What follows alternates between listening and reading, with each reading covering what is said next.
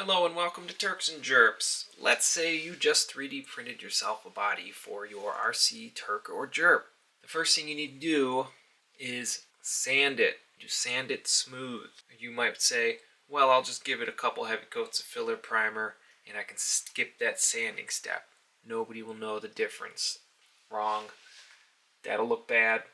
If you just cover it with primer, you're going to hide a lot of details. You're going to fill in panel lines. Well, then you might be saying, well, I saw a guy cover it in UV resin and he brushed it on and then he cured it with the UV light. You will still have to sand that. You can still do that, but why don't you get a nice surface first so you don't have to use so much resin? If you printed the body at a decent resolution, you shouldn't have to do too much prep sanding. When it comes to sanding, there are a number of different tools you can use.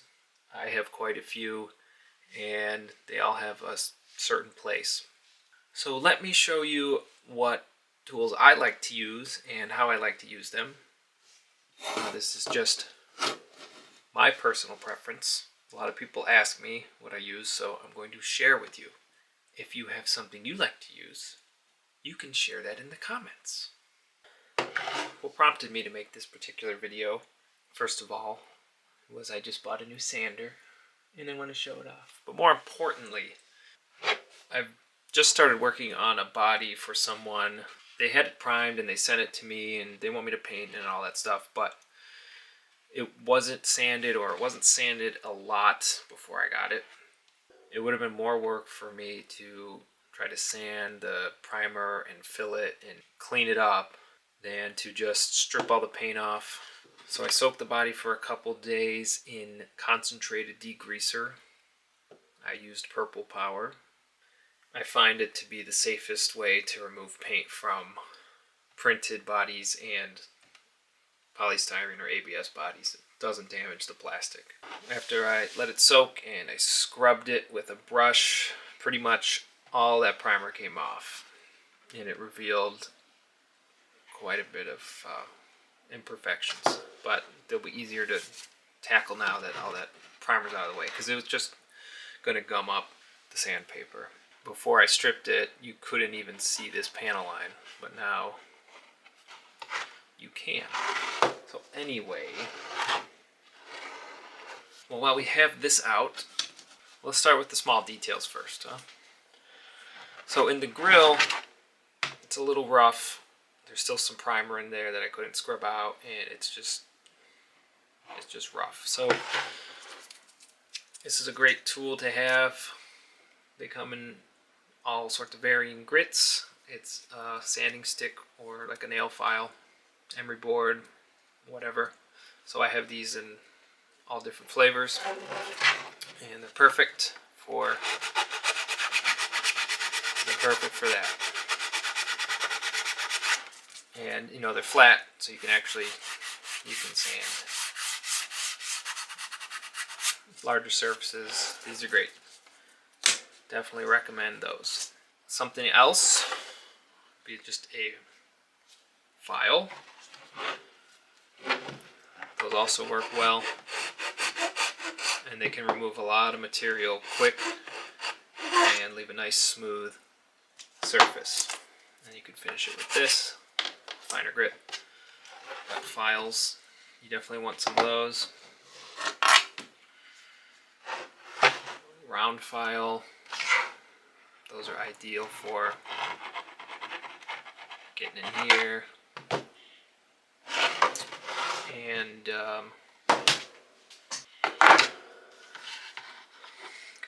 even getting in here.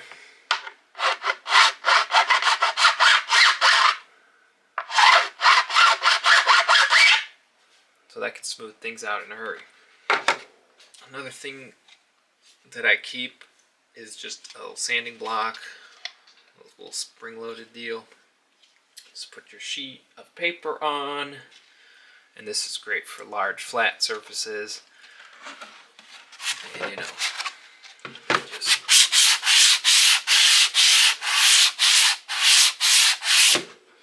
just like that.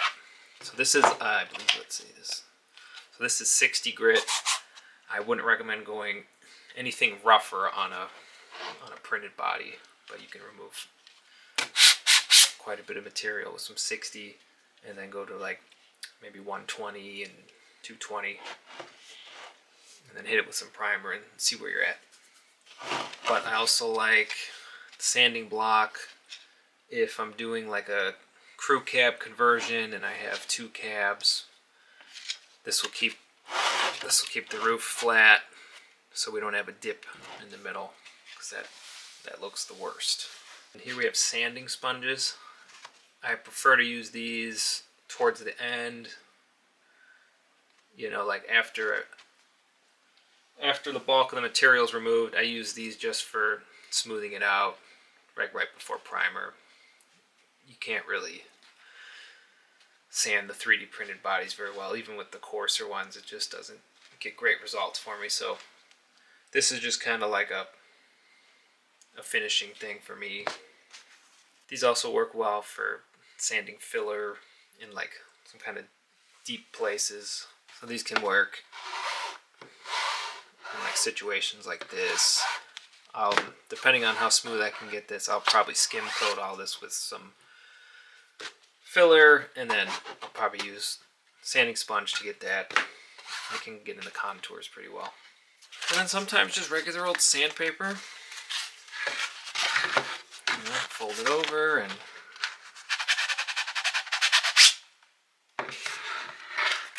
just get here.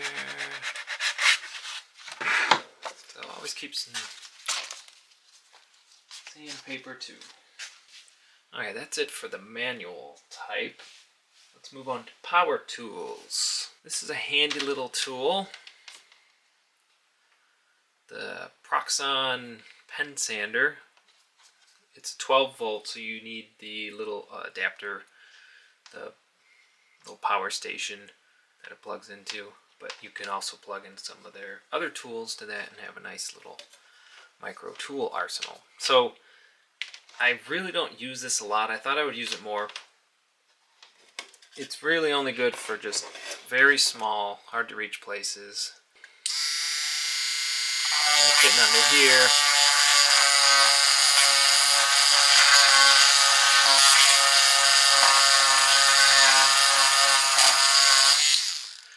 So it's perfect for stuff like that. So it's worth, to me, it was worth buying it, even if I only use it just a little bit, because to get under there and tight little spaces, that's about it. And it doesn't really remove material too fast either, and there's different little heads you can put on it, and different grits they stick on. Working our way up is the Black & Decker mouse, 20 volt. This thing has gotten some use, and I like this particular model because it has this little finger attachment you can put on.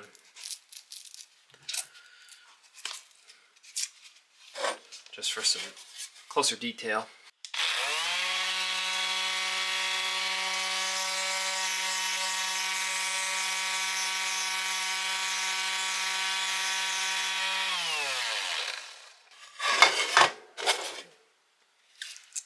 I got some pretty rough paper on. It's probably, I don't know, 60 or 80 grit. So you can see how that cuts it down. So that's great. And then, and this is one I just got, and I'm very much in love with it already, and I barely used it. Milwaukee Fuel M12 Orbital Detail Sander.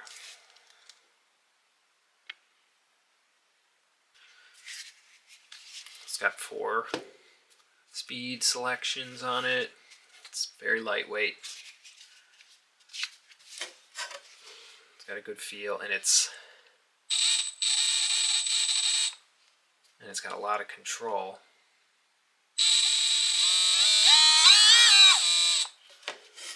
And it came with some of these mesh little sanding pads. So I'm going to see how those work compared against regular hook and loop, which it also fits. It's hook and loop, so you can use that paper as well. But this is pretty great.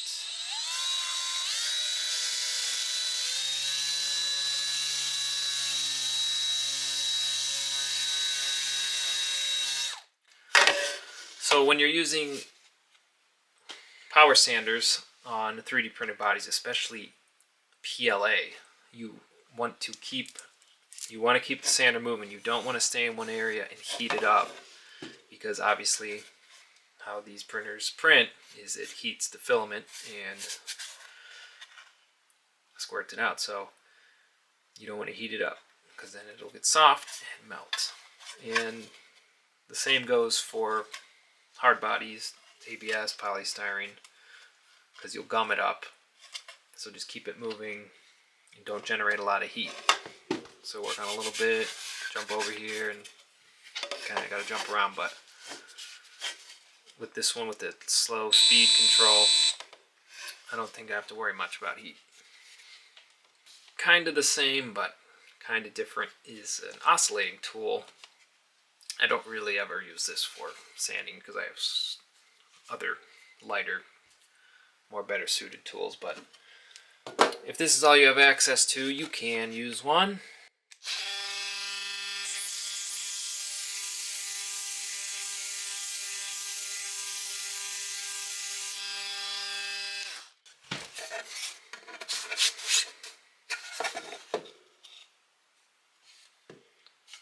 And it does the job, but this big tool I have is a little hard to control.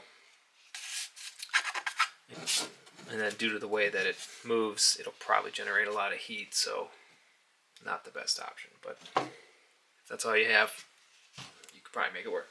And then here we have a quarter sheet sander. That sandpaper has a bunch of primer gummed up on it. But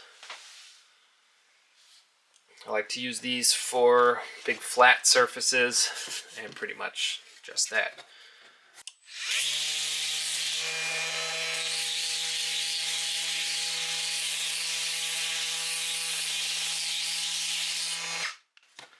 So yeah, you gotta be real careful just because it's so big and it'll only work on large bodies. But for what I build, crew cabs and Suburbans and things with a lot of roof, this is great for keeping the roof flat and smooth and all that on the big stuff. You could probably do without this as well. And I don't have any smaller batteries. It's a bit unwieldy with this big heavy battery, so I'll definitely have to get something a little smaller to plug into that. Okay then, I hope this provided a little bit of insight onto how I finish a body, whether it's 3D printed or scratch built or just modifying a existing hard body.